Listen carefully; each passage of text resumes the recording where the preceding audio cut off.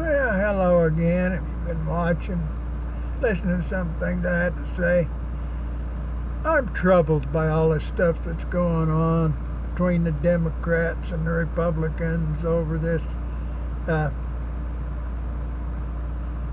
lady, Supreme Court Justice that just died. She did a lot of things that was good. There shouldn't be any problem over it. You know, and it's not the Supreme Court Justice's fault, any of this problem. They could put whoever they wanted to in there. It is the corruption that has robbed us of our republic that should be looked at.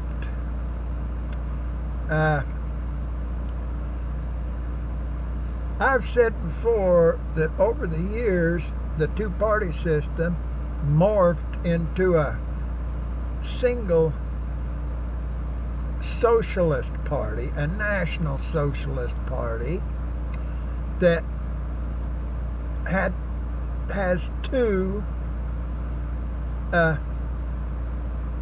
basically distinct but not really parts to it, the Democrats and the Republicans. If you go back and you look in history and you start following, after, well, the Civil War gave them an excuse to get rid of the Republic.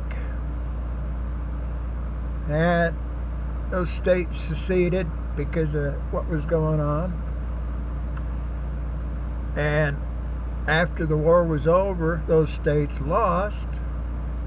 Abraham Lincoln had a plan of how to bring things back together, but put the Union back together. But he put some things out, and 3 days later, he was assassinated.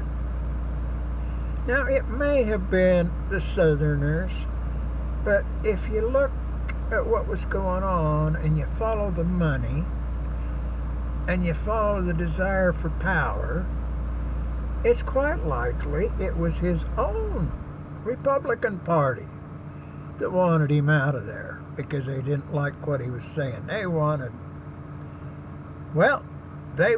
to end the Union. They wanted one nation.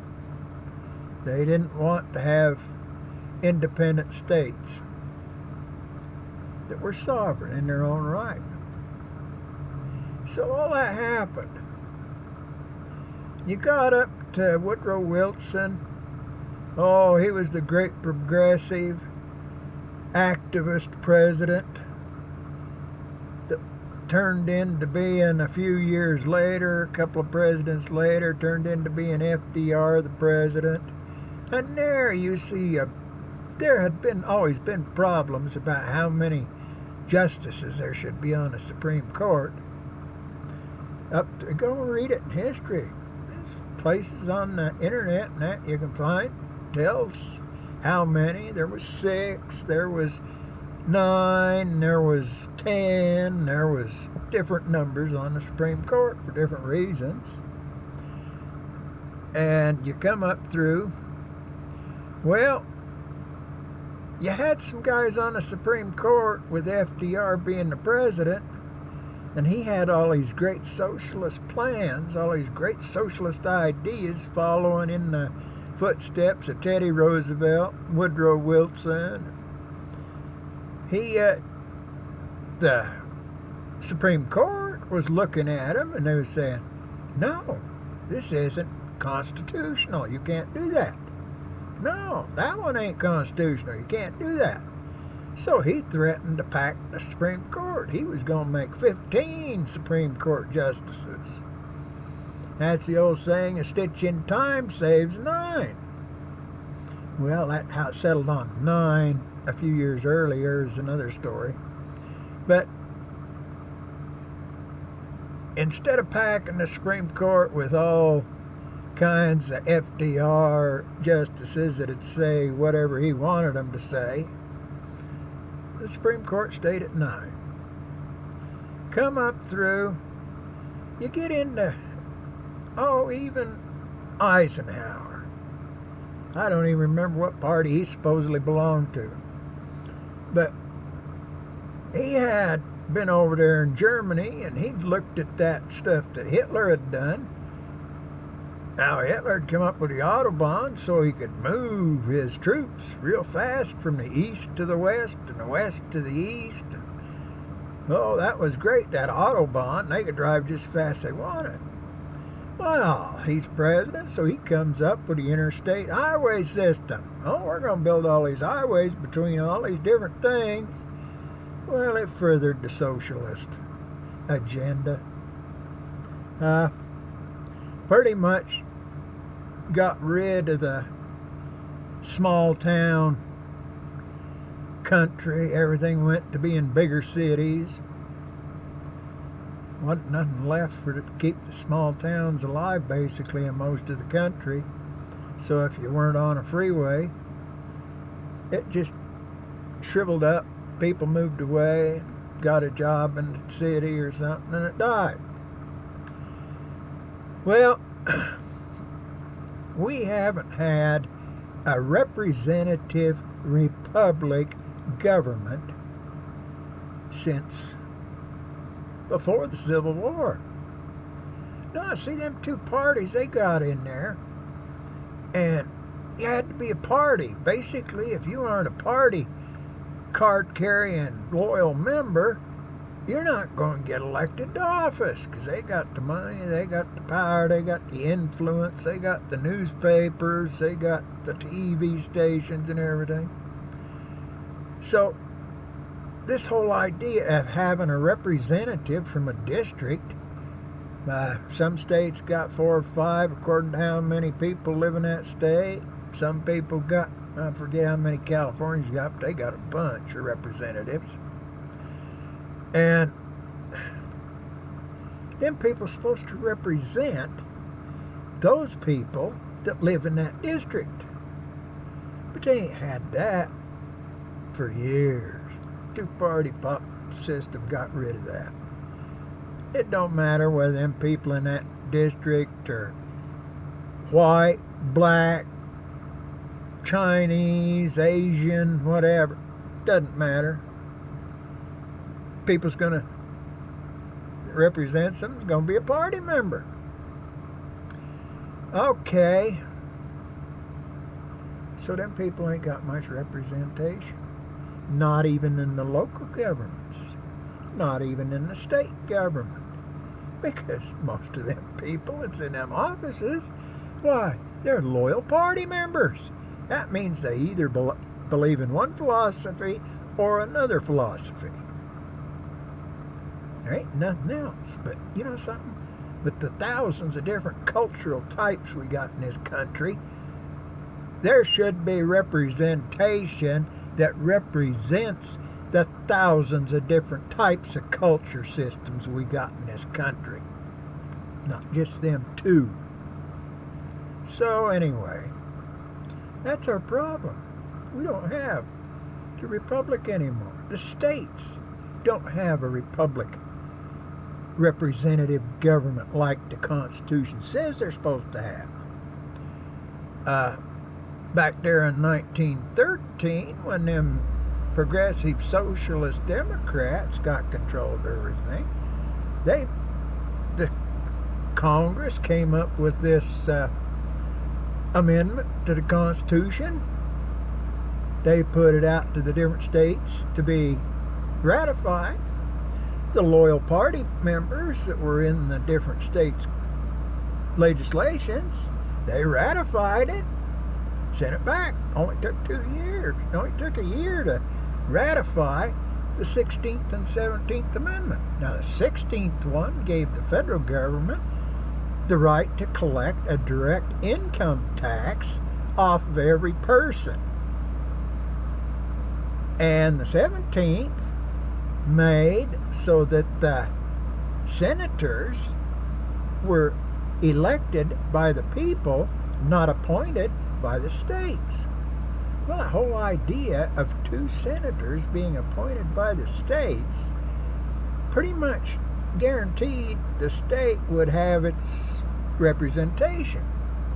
Well, if the people elect them senators, and no senators, with very few exceptions, are loyal, card-carrying, party political people.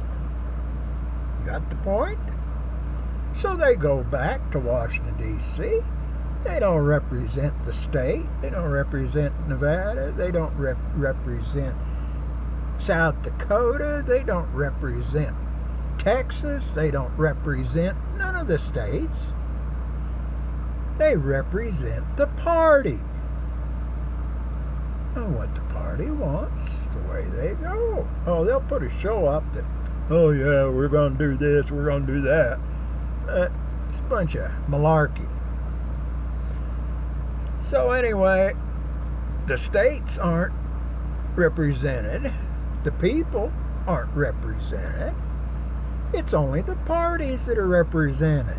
And the sad thing is, the citizens that are doing the voting, and especially the citizens that ain't doing the voting, don't understand. That vote don't mean a darn thing. It's just a show. Now, Mr. Trump, he's caused problems. He don't seem to be a card-carrying socialist. Well, if he's not a card-carrying socialist, he don't fit in very good. He don't fit into either party. Well, the Democrats are sure mad at him because he's not a progressive Democrat. He's not going for all this progressive stuff. The Republicans, most of them are socialists. They're not real progressive, but still everything they kind of, well, like look at that guy from Utah that used to be the governor of Massachusetts, that Romney. He done some mighty fine socialism type stuff back there for the state of Massachusetts. But now he's a conservative Republican senator from the state of Utah. He ain't forgot his socialist bit. He's just tries to seem like he's moderate, in between. That's a bunch of, well, that's a tall tale. Sure seems like, anyway. So I guess all this stuff over that Supreme Court justice is a big show, and whatever happens, it may take the progressive socialists a couple of years longer if they don't get their way. The moderate socialists from the Republican Party and that, they'll be able to slow things down a little bit and look at it and make a show of doing something good. But it won't matter. Not unless people start standing up and start voting out, start impeaching, including Supreme Court justices and everything. Ain't none of them justices in no federal court, no state court, or none of them got any right under the Constitution, if it was in effect, to be an activist. No. They're supposed to judge according to the law as it is written. No, they don't interpret the law. They just uphold the law and they judge accordingly. How many are out there doing that? How many hundreds of judges are in this country? And I'll bet you can't find any that really worry about the law. If you did, wouldn't be all this trouble over what the police are doing. Think about it. I got it off my chest. I'll talk about something else next time. Have a good day.